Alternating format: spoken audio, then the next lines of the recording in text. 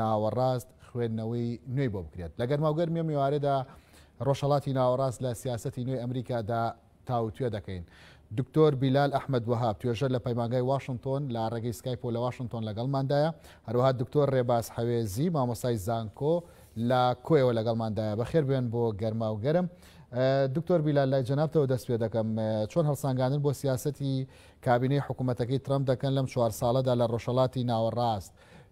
دەکرێت بڵێن بۆتە بنەمایەک بۆی کە 4 ساڵی داهاتوو کابینەی نوێی بایدن کاری لەسەر بکات؟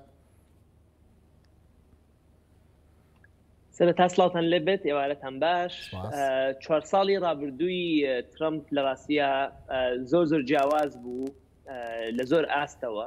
لەو شێوازە ئاساییەی کەوا ئەمریکا سیاسەتی دەرەوەی خۆی هەم دروست دەکاوە هەم بەرپا ئەکا، چونکە ترەمپ کەسێکە لە دەرەوەی سیاسەتەوە لە دەرەوەی حکوومەتەوە داخلی سیاسەتی ئەمریکا بووە، ڕۆژە لە ڕۆژان هیچ پۆستێکی حکومی یاخودی پۆستێکی سیاسی وەرنەگرتووە کە برا بزمان بووە، بۆیە هیچ جۆرە لە ئایدۆلۆژیایەک یاخود با بڵین بۆچوونێکی پێشوەختی کوڵاوی نەبووە کەوا بێت کاری پێوە بکات. ئەوەی کەوا هەیەی پێی هاتووە بریتی بۆ لە هەندێک لە تووڕەیی لە هەندێک لە ئینطیباعات کەوا بووە بناغەی سیاسەتی دەرەوەی خۆی کە لە ڕاستیە زیاتر بریتی بوون لە کۆمەڵک لە تەکتیک نەوەکو استراتیژێتێکی ئاشکرا. جامە بەرامبەر بە چین بێت بۆ نمونە، بەرامبەر بە کۆریای شیمالی بێت کەوا لە کۆتاییە هەمووی بەدیدارێک دەستی پێکرد و بەدیدارێک لەگەڵ کیم جۆنگ ئونا تەواو بوو. بەڵام ئەگەر بینە سەر ناوچەکەی خۆمان ناوچەی ڕۆژهەڵاتی ناوەڕاست، سەیرەکەی پەیوەندی ئەمریکا لەگەڵ ناوچەکە وەکو ناوچە نەبوو بەڵکو وەکو وڵاتەکان بوو، پەیوەندیەکان لە پەیوەندیەکی گشتلایەنەوە بووە، پەیوەندیەکی تاکلایەنە لەگەڵ هەندێکیان ناشلگیر بوو، لەگەڵ هەندێکیان تونگیر بوو. بەڵام بە هەر حاڵ جۆرێک لە گۆڕانکاری گەورە لە ناوچەکە ڕوویاوە کە بایدن یاغودە سەرۆکێکی تر بێتە سەر حکم ناتوانێت بە ئاسانی بگەڕێتەوە دۆخی ساڵی 2015 و 16 پێش هاتنی ترامپ. ئەمە لەلایەک لەلایەکی تر ناوچەکەش هەندێک پەیامی تازەی وەرگرتووە، وەکو جاران نییە سەیرەکەی وڵاتەکانی ڕۆژهەڵاتی ناوەڕاست جۆرێک لەسەر پێخۆڕاو یا لەسەر پێخۆیان ڕاوەستاون کەمتر متمانە بە ئەمریکا یاخود پشت بە دەوری بە ڕۆڵی ئەمریکا ئەبەستن، وەکو بینیمان سعودیە و ئیمارات و ئەوەتانە قەتەرە تورکیایە هەوڵەدەن هەر کەسە و بەپێی مەسلحەتی خۆی بجوڵێتەوە کەمتر حساب بۆ ینی ڕازیبوون یاخود ناڕازیبوونی ئەمریکا بکات. ئەوەی کە بەنسبت بایدن گرنگە ئەوەیە کە تا چنێک ترامپ ئەتوانێت لە چونکە ترامپ ڕاست هەڵبژاردنەکانی دۆڕاندووە، بەڵام هەتا 21 هەر سەرۆکە ئایا تا چنێک ئەتوانێت لی تێک بدا جۆرێک لە سیاست لە واقع دروست بکات کەوا بایدن بە ئاسانی ناتوانێت تعاملیان لەگەڵا بکات. بەڵام بە هەر حاڵ بایدن بەعکسی ترامپ کوڕی شارەکەیە، 45 ساڵە لە ناو سیاسەتی ئەمریکایە، سەرۆکی لێژنەی پەیوەندەکانی دەرەوە بۆ لە ئەنجومەنی پیرانی ئەمریکا، بۆیە وەک بڵێ واشنگتن جارێکی دەنگی دایەوتی ئێمەمانەیە بینەوە. دکتۆر بیلال ئەگەر دۆناڵد ترامپ استراتیژی گۆڕی بێ بۆ تاکتیک مامەڵەکردن لەگەڵ ڕۆژهەڵاتی ناوەڕاستدا گۆڕی بێ بۆ مامەڵەکردن لەگەڵ وڵاتان، پرسیارەکە ئەوەیە مامەڵەکردن لەگەڵ ئەوەی کە ترامپ دایناوە بابەتێکی ئاسان دەبێت؟ لە چه ئاستێکەوە مەبەست لەعفۆن ئاماژت بۆدا کە دۆناڵد ترامپ استراتیژی گۆڕیەوە بۆ تاکتیک لە کۆبوونەوەکە دانیشتووە و تەواو کۆتایی پێهاتووە لە هەندێک بابەتی ڕۆژهەڵاتی ناوەڕاستدا پرسەکەی لەسەر ئاستی وڵات وەرگرتووە نەک لەسەر نەخشەی ڕۆژهەڵاتی ناوەڕاست. ئەم گۆڕانکاریانەی کە کردبێت لە ناو سیاسەتی دەرەوەی ئەمریکاتا بابەتێکی ئاسانە بێت کە بایدن مامەڵەی لەگەڵا بکات؟ البته بایدن تعامل لەگەڵ نەتیجەی ئەم سیاسەتە ئەکات. شێوازی سیاستکردنی بایدن ئەگەڕێتەوە بۆ شێوازە تەقلیدیەکە، بۆی کەوا دەستگاکان ڕێی خۆیان لەسەر کێشەکان، لەسەر مۆزوعەکان، لەسەر ناساندنی مەسلحەتی ئەمریکا، یعنی لە ئیعلامی با بڵێن ڕۆژهەڵاتی ناوەڕاستە دایمەڵێن ئەمریکا مەسالحی ثابتی هەیە، وەکەنەما مەسلحەت شتێک بێت لەسەر دیوار نووسراوێت و هەمووی متابعی بکات. داڕشتنی مەسلحەت قرار بدەیت کەوا مەسلحەتی ئەمریکا چییە، ئەمە بڕیارێکی خۆی لە خۆیان بڕیارێکی سیاسیە. ئەم بڕیارە سیاسیە بە شێوە تەقلیدیەکەی لە مؤسساتی دەوڵەتەوە دروستە بێت، واتە لە خوارەوە ئەچێ بۆ سەرەوە. لە زمانەی ترامپا عکس بوویەوە، ترامپ خۆی هەندێک انطباعاتی هەبوو، هەندێک تووڕەیی هەبوو ئەی سەپان بەسەر ئیدارەکە و ئەبوا وەزارەتەکان تەنفیزی بکەن بەنەوە لە نەوەکان لە هەندێک حاڵەتا بەگوێیانە کرد لە هەندێک حاڵەتیشە محاولەیانە کرد کەوا ڕای بگۆڕن بۆ نمونە لەوەی کۆریای شیمالیە لەگەڵ یا ڕۆیشتن و دیدارەکەیان کرد و زۆر لەسەری نەڕۆشتن بەڵام بۆ نمونە کاتێکەوە ترامپ بڕیاریدا بە دوای تەلەفۆنێک لەگەڵ ئەردۆغانەکەەوە ئێمە لە سووریا ئەکشینەوە سیرەکەی دەستگا ئەمریکەکان کەوتنە کار بۆ ئەوەیکەوە ئەم بڕیارە لەم بڕیارە پەشیمانی بکەنەوە یاخود توانین بڵێ هەندێک حاڵەتە بیشی خەڵەتیانن بازێ بە هەندێک کار و کردار بەڵام ئەمە شێوازی کارکردنەکە بوو نەوەکو بڵێ ئەمە ئیتر ئیدارەکە کە ترامپ قسەی کرد یعنی باڵنی کە سەرۆکی ئەمریکا قسەی کرد ئەمە ئەمریکایە قسە ئەکا لە زمانی ترامپ وا نەبوو ترامپ هەندێک جار قەراری تاکلایانەی ئەدا هەندێک بابەتیش هەبوو چۆڵی کردبوو جێی هێشت بوو دابووە خەڵکانێکی ئەو بڕیارە تاگلایانانەی کە ترامپ داوێتی دکتۆر بیلال زۆر جار دەوترێت ئەمە دەستوری ئەمریکا ڕێگەی پێدا بوو هەر بە فعلی ئەمە سەرچاوەکەی لە دەستورەوە وەرگرتە بوو یاخود زیاتر بابەتێکی کەسی خۆی بوو کە مامەڵەی لەگەڵا دەکرد و یاخود دەری دەبڕی هەوڵەتەگەر باسی سیاسەتی دەرەوە بکەین سیاسەتی دەرەوە یەکێکە لەو دەسەڵاتانەی کەوا لە بەردەستی سەرۆکایە دەوری کۆنگرس و دەوری بەڵین محکەمە کە ئیتر دوو کوچکەکەی تری دەسەڵاتن لەو بوارە زۆر کەمن بۆیە بەتایبەت لە بوابەتی سیاسەتی دەرەوە تا ئاستێکی زۆر سەرۆک بە پێی دەستوری ئەمریکی بە پێی نظامی ئەمریکی دەستی واڵایە دەستی واڵا کراوە لە هەندێک بابەتی ترا بۆ نمونە اتفاقاتی سیاسی یعنی چونە ناو اتفاقی سیاسیەوە کە حلف بێت ئەبێ کۆنگرس دەنگی لەسەر بدات لە هەندێک بابەتی تریشا وەکو بۆ نمونە دانانی یارمەتیدانی هاوکاری مادی چونکە دەسەڵاتی پارە لای کۆنگرسە لەمانانە بێت ئەگەنا ئەوەی کە تۆ بۆ نمونە لەسەر لە اتفاقینەوەی ئەکشیتەوە زەخت لەسەر ئێرانەکەی قاسم سلێمانی ئەکوژیت زۆر زەخت ناکەی لەوەی کەوا بۆ نمونە قەتەر و سعودی ئاش بنەوە یاخود بڕیارە دەیکەوە سەفارەتی ئەمریکی لە تەلەڤیڤ بگوازیتەوە بۆ قودس ئەمانە هەمووی لەژێر دەسەڵاتی سەرۆک خۆیەتی وە بڵێت ترامپیش من ضمنی صلاحیاتی خۆی کاری کردو. دکتۆر بیلال ئاماژت بۆدا کە دکتۆر بیلال ئاماژت بەوەدا کە جۆ بایدن کوڕی شارەکەیە پرسیارەکە ئەوەیە با بە شێوەیەکی گشتی بپرسین ینی دموکراتەکان خۆیان چۆن دەڕوانە پرسی ڕۆژهەڵاتی ناوەڕاست بۆچوونەکان جیاوازن ڕاستیە ترامپ وەکو هاتە ناو بابڵین بازاری سیاسی و ناو حکومڕانیکردن کەسێک بوو کە پێشینەیەکی نەبوو کەوا تۆ بێی دیراسی بکەین بۆ نمونە بایدن کتێبی لەسەر نووسراوە بایدن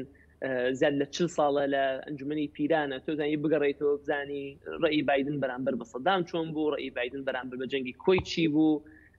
ئایا دەنگی دابووە لە 2002 بۆ داگیرکردنی عێراق ئایا پەیوەندی لەگەڵ ئەم مێژوەی هەیە ترامپ ئەم شتانەی نەبوو ترامپ ڕابردۆکەی بریتی بوو لە ینی بزنس و لە بازی حکایەت کە ئیعلامی ئەمریکی و ئیعلامی نێودەوڵەتی کارێکی زۆری لەسەر ئەکرد دیموکراتەکان و جمهوریەکان ئەگەر بین ئەو مقارنەیە بکەین بەنسبەت ڕۆژهەڵاتی ناوەڕاست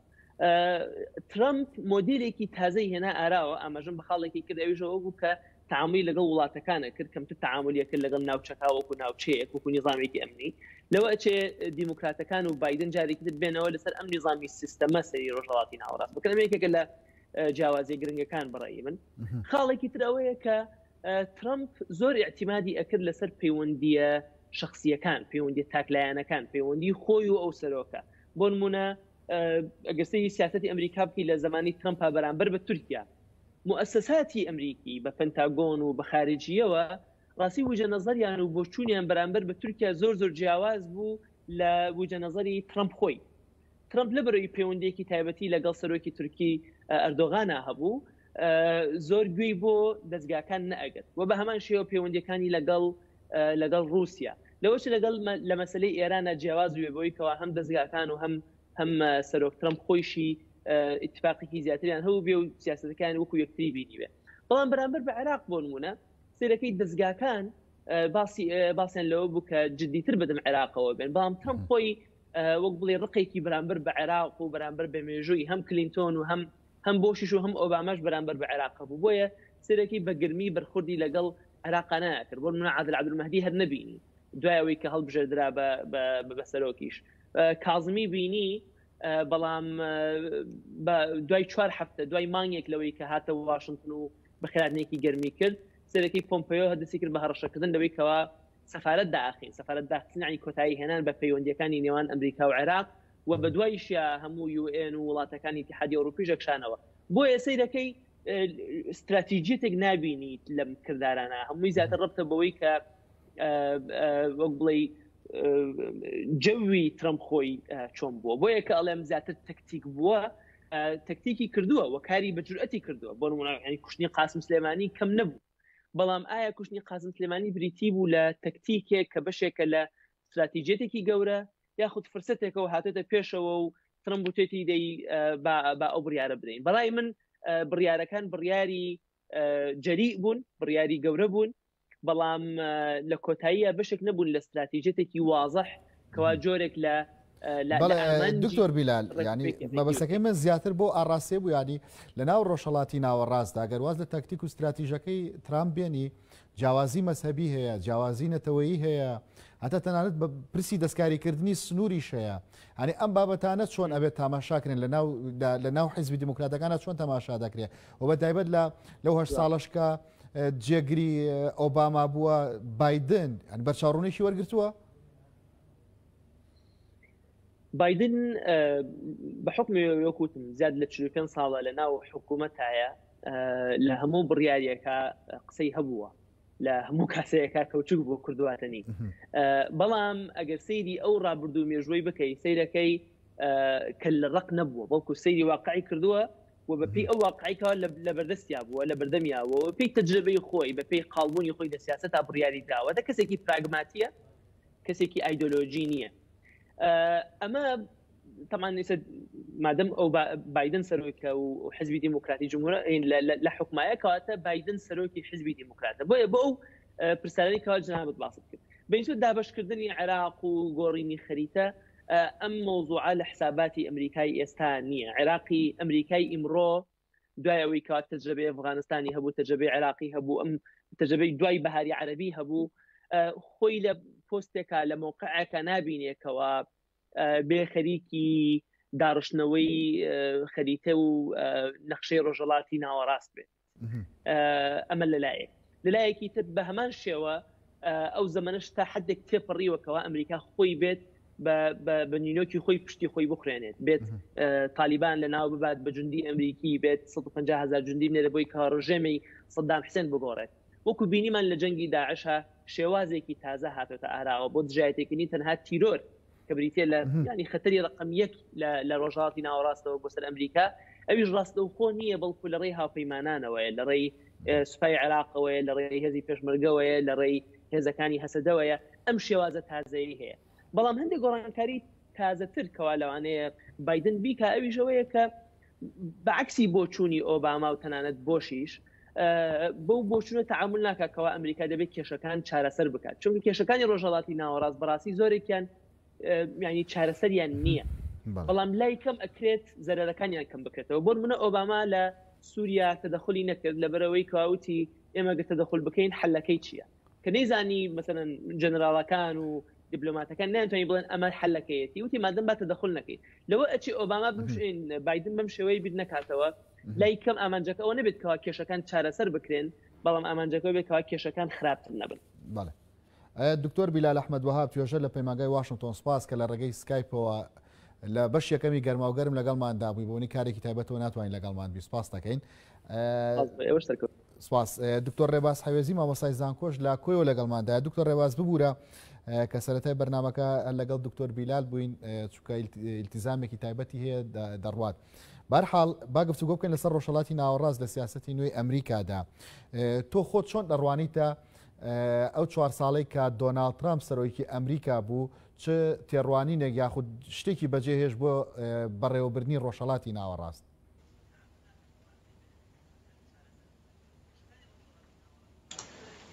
سلااو لە بەڕێزت، سلااو ڕێز بۆ میوان ئازیزەکە، سلااو لە بینەرانی گەلی کوردستانی ئازیز. ئەوەی کە سەرۆک ترامپ لە ماوەی 4 ساڵی ڕابردوو ئەنجامیدا لە ڕاستیدا وەک جەنابی دکتۆرش ئاماژەی پێدا لەبەر ئەوەی پیاوی بازار بۆ زیاتر کردەوەکان و پەرچەکردارەکانی ترامپ سەرۆک ترامپ زۆر چاوەڕوان نەکراو بوو لە ڕووی سیاست دیتمان چەند گۆڕانکاریەک لە ناوچەکان بە گشتی لە جیهان ڕووی دەدا ڕۆڵی ئەمریکای تێدا بوو بە ئەرێنی و بە نەرێنی ینی بە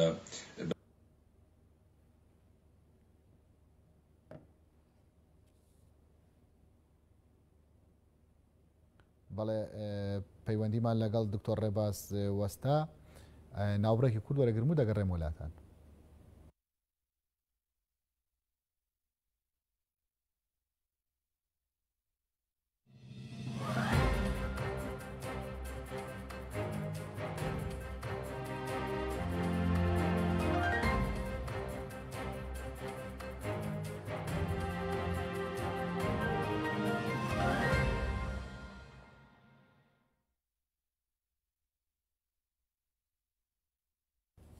جارێکتر سڵاوتان لێبێ دکتۆر ڕێباز ببوورە بۆ ئەو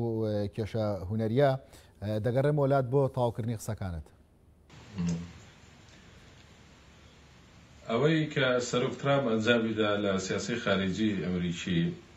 ینی چەند وەکو بڵێ لە ڕووی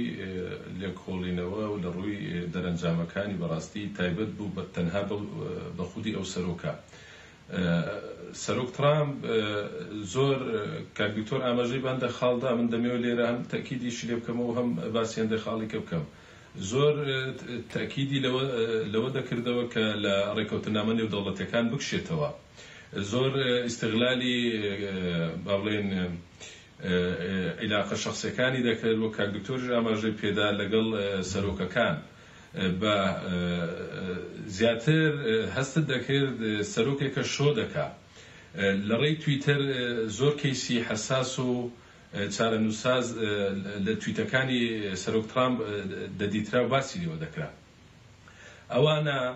هەمووی بە بیانووی لەژێر پەردەی ئەوەی کە ئەمریکا پێش هەموو شتێکە و بەرژەوەندی ئەمریکا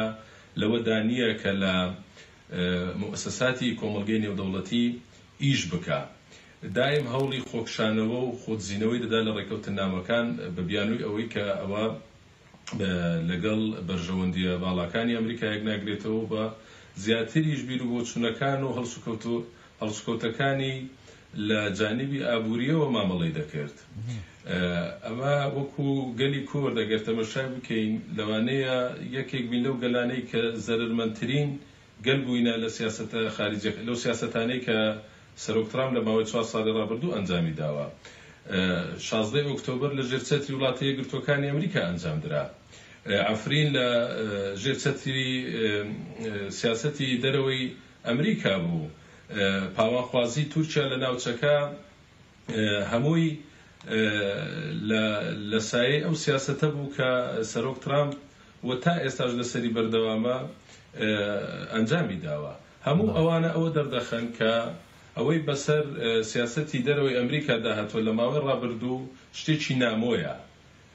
وەک جەنابی دکتۆر بیلالیش ئاماژەی پێدا هۆکارەکەش بۆ ئەو دەگەڕێتەوە بەڕاستی سەرۆک ترامپ باگراوندێکی سیاسی نییە. کابرایەکە ینی کەسایەتیەکەی تەنها لەلایەنی بزنس و لەلایەنی ئابووریەوە مامەڵە دەکات. تو ئێستا ئەگەر بینە سەر قۆناغی دوای سەرۆک ترامپ لە ڕاستیدا کۆمەڵک کێشە هەیە، کۆمەڵک پرس هەیە پێویستە لەسەر جۆ بایدن بە ئەولەویەت و بە گرنگیەوە تەماشای بکات. لە ناو ئەمریکا چینە و پرسیانەکە بە گرنگیەوە ترسێکی زۆر زۆر جددی هەبوو کە بەس بە ئەو خاڵە ئاماژە بۆ خاڵ کە ئێستا دێمە سەر ئەو بابەتە لە ئەمریکا لە کاتی هەڵبژارنەکە ترسێکی زۆر زۆر گەورە لە ناو ئەمریکا هەبوو چونکە لیبرالیزم لەو پەڕی خەتەریەتدا بوو. ئایا ئەمریکا دێتەوە ساحەکە و ڕۆڵی خۆی دەبینێ یاخۆت گۆشەگیر دەبێت؟ دابران بەخۆ دەبینێ لە سایە ئەو سیاسەتەی کە سەرۆک ترامپ لە ماوەی 4 ساڵی ڕابردوو گرتە بوویە بەر. ئەوەی ئێستا کە چاوەڕوان دەکرێت و گەلانی ناوچەکە چاوەڕێ لێ دەکەن بە تایبەتی بەنسبەت ڕۆژهەڵاتی ناوەڕاست گەڕانەوەی هەیمەنە و هەیبەت لەگەڵ گەڕانەوەی متمانەی هاوپەیمانەکانی ئەمریکا بەڕاستی ئەوەی سەرۆک ترامپ ئەنجامیدا کاریگەریەکی زۆری لە مەسەلەی متمانەی هاوپەیمانەکانی دا چکەمە باسم کرد کورد لەو گەلانەیە کە هاوپەیمانێکی زۆر بەهێزی ئەمریکا بوو لە وەک ئاماژەشتان پێدا لە پەیوەندیشی تەلەفۆنی تودەی چارەنووسی گەلێک چارەنووسی نەتەوەیەک دەخەیە خەتەرەوە ئەوەی کە مای دڵخۆشیە جۆ بایدن با بڵێن تەمسیلی سیاسەتە تەقلیدیەکەی ئەمریکا دەکا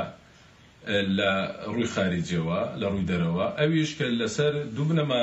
بەڕێوە دەچێت یەکەمیان دیموکراسیە دووەمیشیان مافی مرۆڤە ئەو دوو بنەمایە ئەمریکا ناچار دەکا کە ئەگەر بێت و ئەو ئاوات و ئامانجانەی کە گەلانی ناوچەکە ژنیانە بۆشیان نێتە دی هیچ نەبێ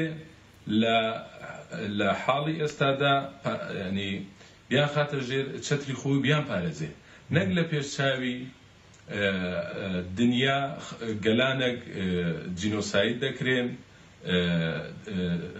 دەکوژرێن خاچیان داگیر دەکرێت و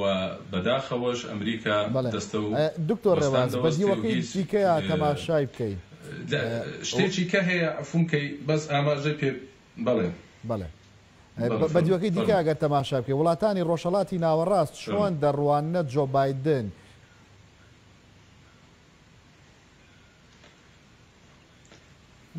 وەک ئاماژەم پێدا مەسەلەی هاتنی جۆ بایدن بۆ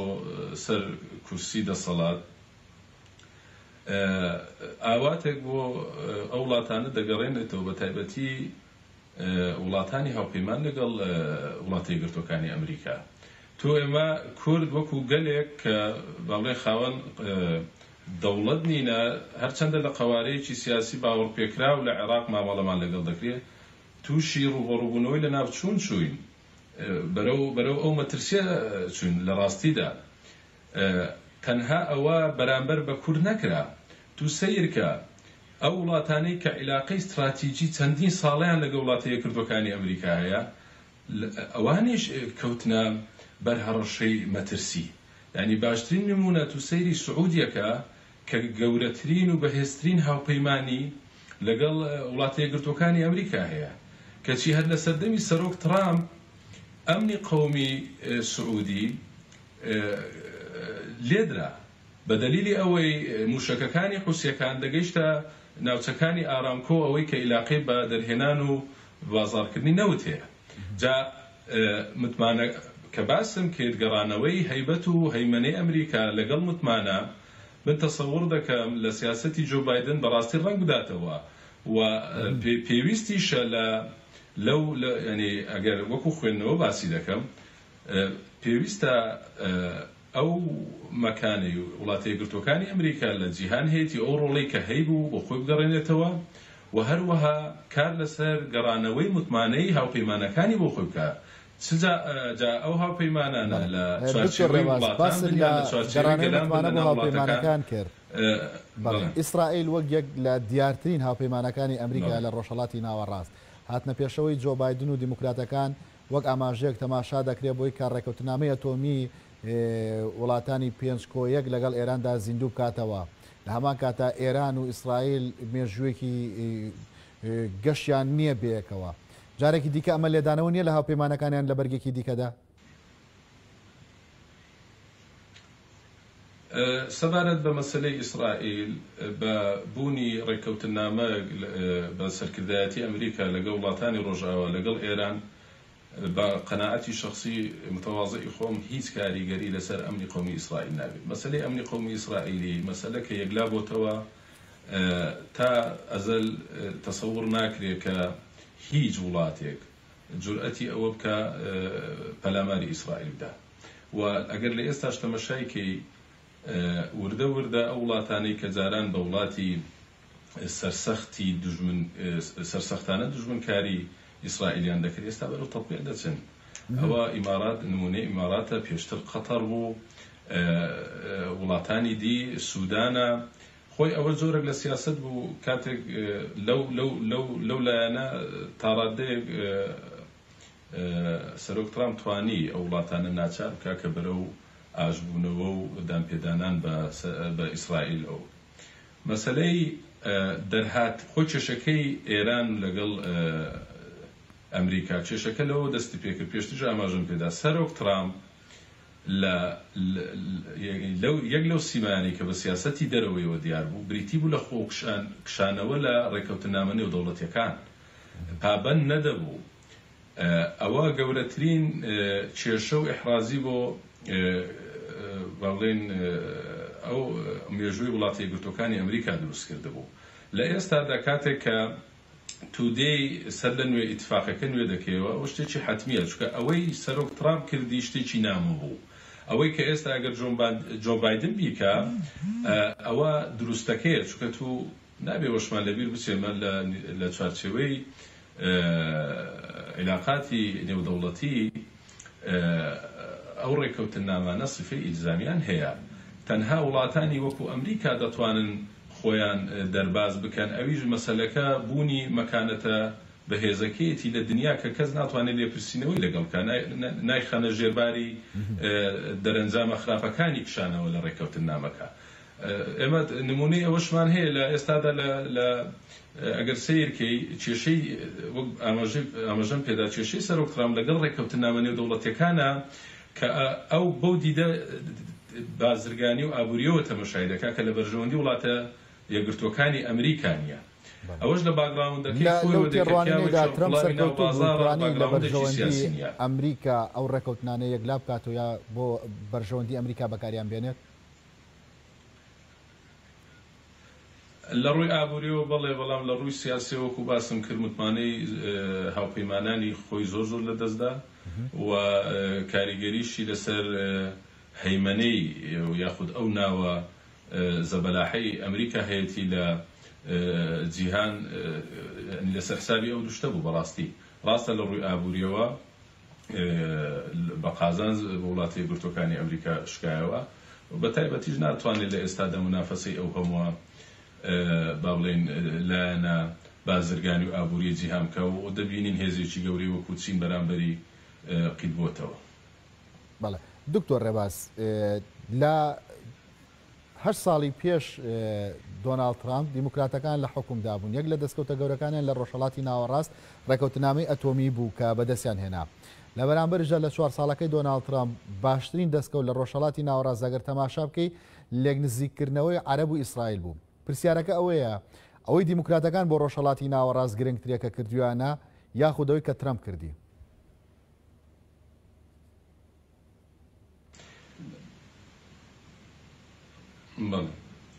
خۆی کاتێک کە هەر کابینێکی بەڵێن هەر سەرۆکە کە دێتە سەردەسەڵات لە پرۆپاگەندەی هەڵبژاردن کۆمەڵێک بەڵێن دەدا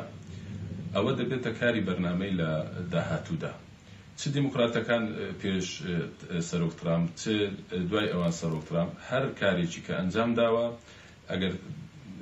لێ وەربیەوە تەماشا دەکەی لە چارچێوەی ئەو بەڵێنە هەڵبژاردنە نەبوو کە لە کاتی هەڵبژاردنەکان دەیاندا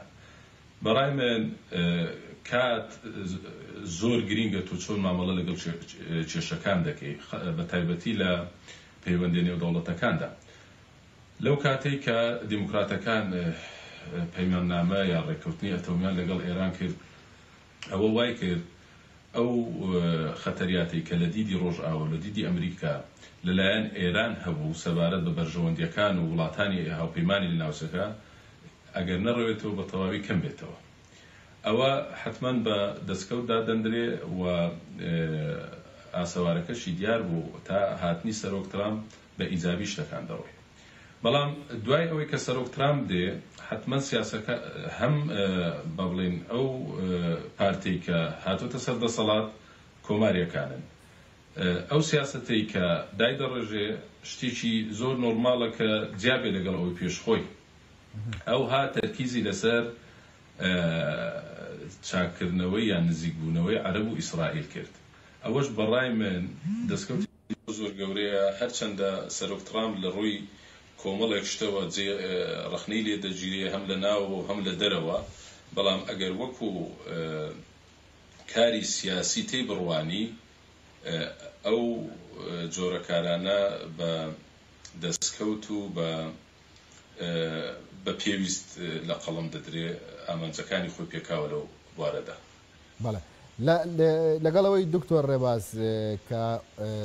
جۆ بایدن وەکو جێگەی ومێت تەماشا دەکرێت، بەڵام لەناو حیزبی دیموکراتەکاندا باڵی ساندرز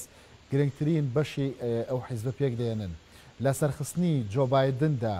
دەبنە ئاستەنگ یاخود بەبنە پشتیوان، هاوشێوەی 4 ساڵی پێشووکە وەکو پێویست پشگیریان لە هیلاری کلنتۆن نەکرد نەیتوانی دەرچێتەوە بۆ ئەم جارێک ئێستا بایدن دەرچۆتەوە، دەبنە پشتیوان بۆ سەرخستنی پلانەکانی؟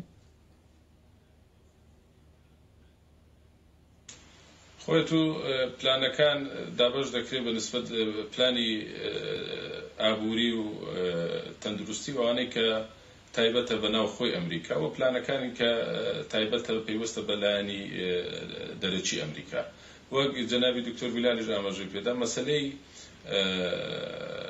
سیاسەتی دەرەوەی ئەمریکا زیاتر لەدەست سەرۆکە. بەڕاستی خۆی سەرۆک سەرکەوتن لەو بوارە، ئەگەر مەبەستی پرسیارەکەی جەنابت لەلایانی سیاسەتی دەرەوە بێ، ئەوە دەگەڕێتەوە سەر دید و بۆچوونی سەرۆک و ئەو ستافەی کە جۆن بایدن لە داهاتوودا هەڵی دەبژێرێت، چێ دەکا بە وەزیری دەرەوە، چێ دەکا بە سەفیر، گۆڕانکاریەکان لە کەسایەتیەکان زۆر گرنگە و کەسی شارەزا لەو بوارە نەداوە لێک نزیک بوونەوە. ئەمە دەبینین ترامپ مامەڵەکانی وەک دکتۆر ئاماژەی پێدا، عێراق وڵاتێکی زۆر گرنگ و سەرچێ بە نسبەت بەرژەوەندەکانی ئەمریکا، کەچی ترامپ وەکو پێویست مامەڵەی لەگەڵ نەدەکرد. خۆی مەبەست لەو قسانە ئەوەیە بەرنامەی جۆ بایدن و ئەو ستافەی کە جۆ بایدن هەڵیان دەبژێرێ بۆ بەڕێوەبردننی سیاسەتی دەرەوەی ئەمریکا دەبتە سەنجی مەحەک ئاەتیدا سەرکەوتوو دەبێ یاخۆ سەرکەوتوو نابێت. بەڵێ دکتۆر ڕێباز، ئەو هێڵە گەشتی دیموکراتەکان لە ماوەی 8 ساڵی پێش دۆناڵد ترامپ دایاننا بۆ بەڕێوەبردن، تا چەندە دەبێتە ئەزمون و چوارچێوە بۆ 4 ساڵی داهاتوویان لە بەڕێوەبردنی ڕۆژهەڵاتی ناوەڕاستدا؟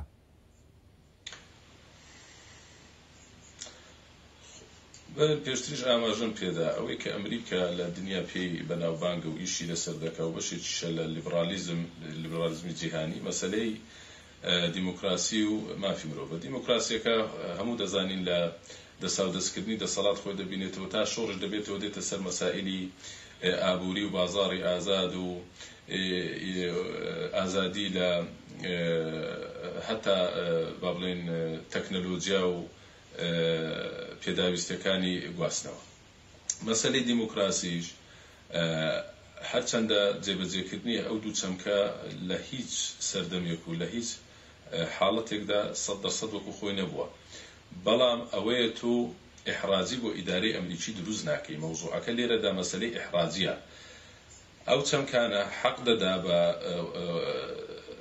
هەر سەرۆکێک لە وڵاتە یەکگرتووەکانی ئەمریکا کە ممارەسەی دەسەڵاتەکانی خۆی لە سیاسەتی خارجی بکە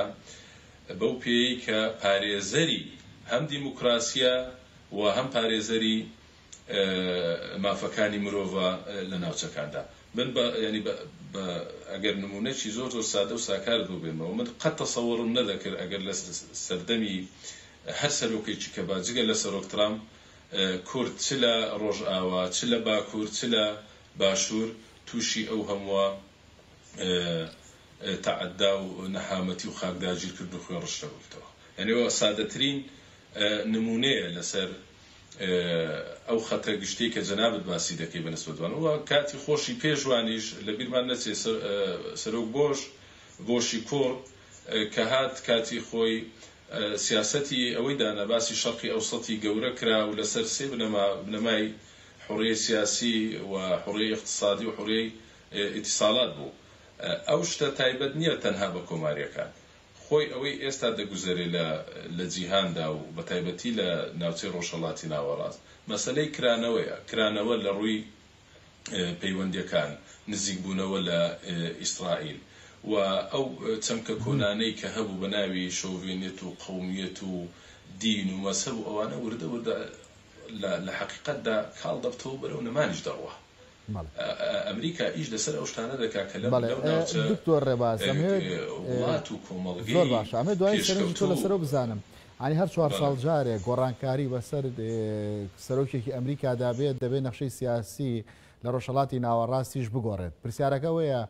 ئەم گۆڕانکاریە لە سیاسەتیان بەرامبەر بە ڕۆژهەڵاتی ناوەڕاست بابەتێکی ئاسایی و سروشتی تەماشاکرێ؟ خۆی ئەگەر بگەڕێەوە سەر ئەدای سەرۆک ترامپ بابەتەکە هیچ بە سروشتی وەرناگیرێ وەکو باسم کرد دائیمەن عنصوری مفاجئە لە بڕیارەکان و لە هەڵسوکەوتەکانی بەدی دەکرا. خۆی تو لە سیاست استراتیژیت تێ و تەکتیکت هەیە بەڵام ئەوەی کە سەرۆک ترامپ ئەنجامی دەدا تەکتیکەکان کاریگەریان زۆر لەسەر مەسائل استراتیژیەکان هەبوو کە پەیوەندی بە ئەمریکاوە هەبوو. تو ینی چ لۆژیکەکە قبول دەکا ڕۆژهەڵاتێکی ناوەڕاست کە لە ئەدەبیاتی سیاسی گەر هەڵە نەبن بە باخچەی پشتەوەی ئەمریکا هەژمار دەکرێت بەو جۆرە مادیە مامەڵی لەگەڵ بکەی پارەم دەنێ دەتان پارێزم پارەم نادەنێ ناتان پارێزم هێز دەکشێنیەوە هەژمونێکی چەندین ساڵەی ئەمریکا لەو ناوچەیە هەیە تو دەی هێزەکانی خۆت تێدا دەکشێنیەوە لەلایەک دەسەڵاتی تووشیا لە ئەگەر وەکو هێزە ئیقلیمیەکان تەمەشا بکەین یاخود ئێران دەسەڵاتیان فراوان دەکەی لەو ناوچەیەوە بەنسبەت رووسیا ئەو قسە هەر ڕاستیشە کە ئەگەر لایەنی نێودەوڵەتەکەیەوە تەمەشای بکەی. ئەوەی ڕوویدا لە سەردەمی سەرۆک ترامپ بەڕای من زۆر ئەستەمە جارێکی کە ڕووداتەوە تەبیعی بەلایەنە بە دەرەنجامە سەبیەکانم مەبەستە لایەنە ئەرینیەکان ناکە وەکو باسم کرد مەسەلە ئابوووریەکان و مەسەلەی ئەمنی قەومی ئیسرائیل و کۆمەڵک لێک نزیک بوونەوە لەگەڵ ئەو وڵاتانێک کە پێشتر مەحاڵ بوو لە ئەدەبیاتی سیاسیاندا. دکتۆر ڕێباز هەوێزی مامۆستای زانکۆ سپاس کە لە کۆیەوە لەگەڵمان دابوویت. هەروەها سپاس بۆ دکتۆر بیلال ئەحمەد وەهاب توێژە لە پەیمانگای واشنگتۆن لە واشنگتۆن لە ڕێگەی سکایپۆ لە سەرەتای بەرنامەکە لەگەڵماندا بوو. ئێوەش خواتان لەگەڵ.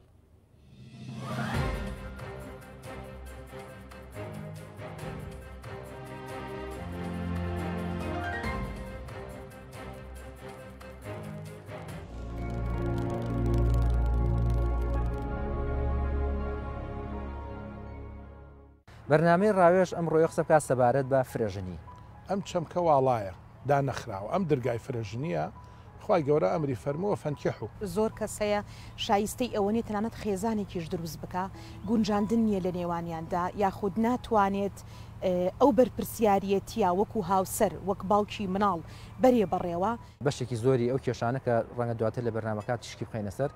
ناگونجێن پێکەوە. بەڕای بەڕێزە جابوونەوە باشترە یاخود نەخێرەگەرم پیاوە بەهێنانی ژنی دوم کێشەکان حل بێ چارەسەر بێت کامیان باشتر. بە دڵنیاییەوە لە پرۆسی هاوسەرگیری یەکەم بترازەیە هەرچی پرۆسی دووهەم و سێهەمە و بەوانی چوارەمیشە کێشەکانیان چەند جارێک دووبارە و سێبارە گەورە ئەکەن. 5 میلیۆن دینار نەک 10 میلیۆن 5 میلیۆن دینار بی بە گەنجێک بیکاری پێ بکە تۆ حکومت مەعاش ناتوانێ بە تۆ 10 میلیۆن دینار بی بە کەسێک ژنی دوم بێنێەوە شتێکی باش. من وەکو ڕێی خۆم بەڕاستی کارێکی باشنی ئەوە ژنی دووهەم هەڵۆشانەوەی خێزانە بێگومان ئەو بڕیارە لە بنەڕەتەوە بڕیارێکی هەڵەیە لەبەرەوەی یەکەم شت ئەوە قازانجی بانکەکەی جار فرێژنی بە هەموو شێوێک بەپێی یاسا ناسەکان و بەپێی فقەهاکان بەپێی زاناکانیش لە ئێستا فرێژنی ئیلا پێویستە لە حاڵەتێکی زەرورا بەکاربهێنرێت یعنی لەو حاڵەتانەیە تەنیا ڕێگە بۆ پیاوە بدرێت کە بتوانێت لە ژنێک زیاتر بهێنێت بەڵام لە حاڵەتێکا کە حاڵەتەکە هیچ زەرور نیە و هیچ ئیجاب ناکات ئەوانیش یەکدانین لەسەر ئەوەی کە پێویستە ڕێگە نەدرێت بەو فرێژنیە.